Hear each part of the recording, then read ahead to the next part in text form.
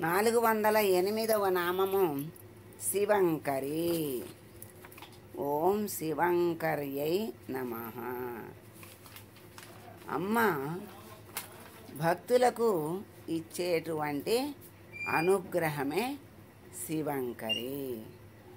అమ్మ మంగళాల్ని, శుభాల్ని, క్షేమాల్ని ఇస్తుంది. అట్లా మలప్ప అని కూడా అమ్మని అంటారు. మల అంటే కొండ, పర్వతరాజు కుమార్తె కనుక మలప్ప అని కూడా అమ్మవారి పేరు ఉంది. ఇప్పుడు సూర్యునికి వెలుగు ఎలా సహజమో స్వభావమో, చంద్రుడికి చల్లదనం స్వభావము సహజము. అలాగే శివునికి శుభాల్ని ఇవ్వటము స్వభావము. శుభస్వరూపుడే శివుడు. అటువంటి శివస్వరూపమే అమ్మ. అందువలన అమ్మ శివంకరి అని కూడా చెప్తారు.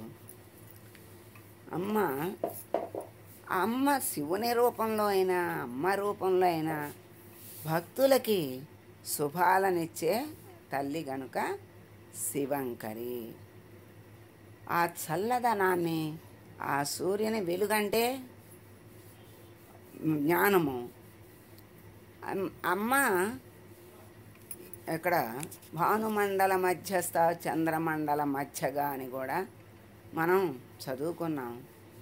సూర్యుని కాంతి రేఖల స్వరూపంలో అమ్మ లోకాన్ని రక్షిస్తోంది. చంద్రుని చల్లని కిరణాల ద్వారా లోకాన్ని ఆహ్లాదపరుస్తోంది.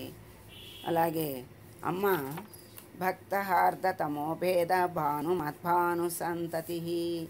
భానుస్వరూపంగా అమ్మ సంతానాన్ని చక్కగా కాపాడుతోంది. అలాగే మహాకామేశనైన కుముదాహ్లాద కౌముది అనే నామం ద్వారా చల్లని ఆ అమ్మ చల్లని అమ్మ చూపులు తగిలితే పరమేశ్వరుడే ఆనంద పరవశుడు అవుతున్నాడు. ఆ ఆనందంలో చక్కగా మంగళకరమైనటువంటి శుభకరమైనటువంటి వాళ్ళిద్దరూ కలిసి పనులు అన్ని సృష్టి కార్యక్రమం అంతా కూడా చేస్తున్నారు. ఆయనకి అమ్మ సౌందర్యము ఆనందాన్ని ఇచ్చింది. అమ్మ యొక్క శక్తి ఆయనకి ఆ శక్తిని కలుగజేసి సృష్టి స్థితి లయాల్ని చేయిస్తోంది. అమ్మ కన్నులు చూస్తే ఆయన కన్నులు విప్పారుతాయని, ఆ వెన్నెల చల్లని వెన్నెల కుప్ప పోస్తే ఎంత చల్లదనం ఉంటుందో అంత చల్లదనము అమ్మ దగ్గర ఉన్నది. ఆ అమ్మని చూస్తే చాలు ఆయన కళ్ళు విశాలంగా తెల్లగా ఆనందంగా విప్పారుతాయి అని చెప్పారు. అలాగే అమ్మ శివంకరి.